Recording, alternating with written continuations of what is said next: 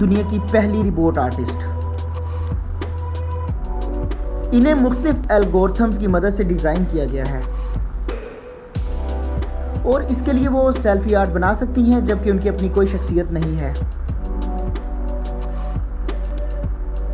Design museum London میں اب ان کے فن پاروں کی نمائش ہو رہی ہے. بطور آرٹسٹ آپ خود کو کیسے دیکھتی ہیں؟ مجھے تخلیقی کام کرنا پسند ہے. مجھے خوشی ہوتی ہے کہ میں لوگوں کو سوچنے پر مجبور کر رہی ہوں. میرے خیال میں آرٹ کو محض کسی شے کی ڈرائنگ تک محدود نہیں ہونا چاہیے. اس کا مطلب ہے کہ آپ اپنی بات اس طرح پہچانا جیسے سمجھنا آسان ہو. سن 2019 میں گیلری ڈائریکٹر ایڈن ملر نے ربوٹ کمیشن کیا تھا. آئی ڈی کی تخلیق برطانیہ بھر سے تعلق رکھنے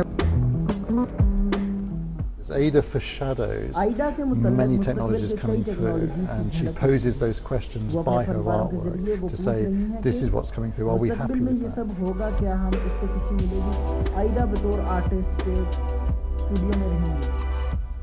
Thank you, Ada. شکریہ آئیڈا.